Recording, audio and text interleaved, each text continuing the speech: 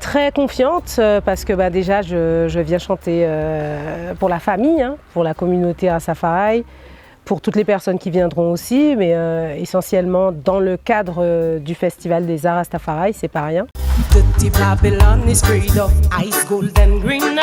C'est essentiel, je dirais, parce que au sein de ce genre de marché qu'on retrouve pratiquement dans toute la Caraïbe, on met en avant ce que Rasta fait, aussi ce que Rasta est. J'ai envie de dire avant cela, c'est aussi un moment de rassemblement pour les frères et sœurs de la communauté, de pouvoir nous aussi découvrir ce qu'on fait les uns les autres, avant tout, et ensuite vraiment pouvoir l'exposer à toutes les personnes qui viennent.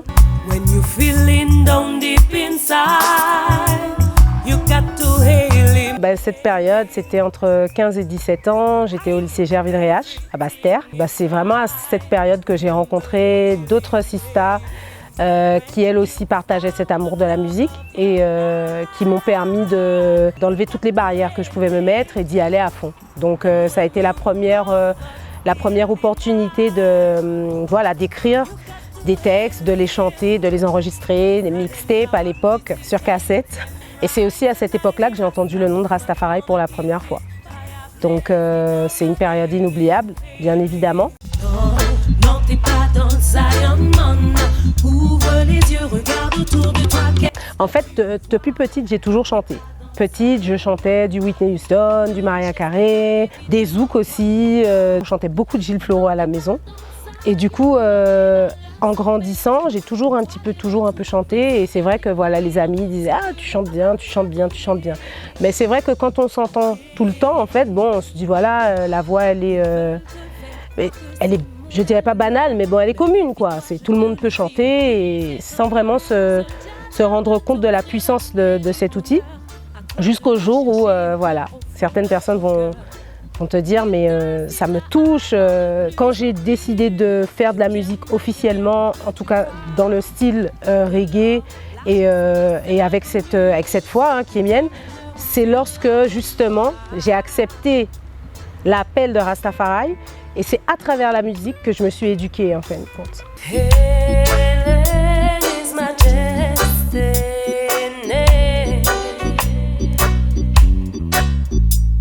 On nous a éduqués depuis petits, et notamment à l'école, à travailler sur le physique. Et on met beaucoup de côté l'esprit qui anime ce corps. Ça amène beaucoup de confusion en fin de compte. Je pense que beaucoup de personnes sont passées par là à se demander est-ce qu'elles ne sont pas folles, parce que des choses bizarres se passent, ne serait-ce que le fait de penser à plusieurs choses en même temps, etc.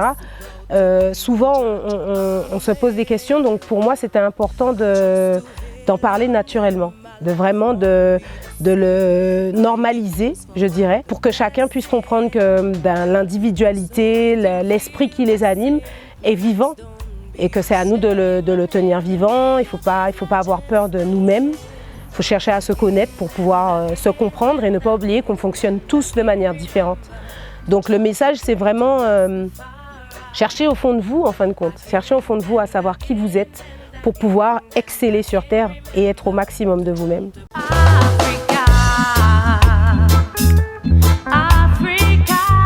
Ah ouais, l'Afrique, c'est la terre-mère, C'est de là où on vient tous. C'est, je pense, je dirais pas un passage obligé, mais je pense que ça apporte beaucoup en tant qu'Africain.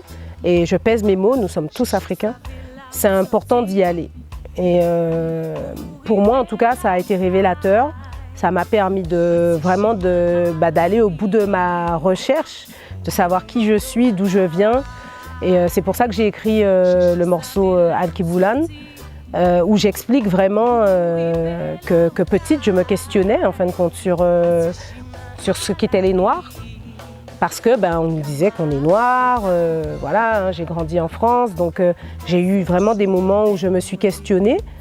Aller en Afrique, ça a été l'explication. Ça a clarifié toutes les choses parce que j'ai vu mes frères et sœurs, j'ai compris pourquoi j'avais certaines attitudes, j'ai compris pourquoi on mangeait comme ceci, pourquoi on fonctionnait comme cela, j'ai compris beaucoup de choses. En rentrant d'Afrique, c'est là où j'ai vraiment décidé de faire de la musique.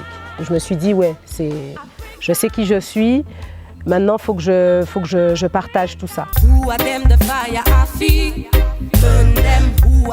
Alors, un grand big up à Guidi TV et un spécial à Guidi Guidi, you know, pour vraiment le travail de promotion pour Reggae Music, pour les personnes qui s'investissent dans Reggae Music. Le message pour les frères et sœurs, ce sera prenez soin de vous. Merci pour toute la force que vous nous donnez. Merci pour l'énergie que vous partagez avec nous, que ce soit sur scène, que ce soit à travers les écrans. Ça nous permet de continuer et j'espère du fond du cœur que ça vous fait du bien parce que c'est pour ça qu'on fait de la musique, conscious music. Yes, I. Rastafari, Empress Men and I. Bless me in everything I do, oh Jah. I say, bless me in everything I say, oh Jah, in everything I do, in everything I say. Don't matter what them do, I know Jah Jah will be on the way. In everything I do, don't matter what the people say, don't matter what I'll go through, I know Jah will be there.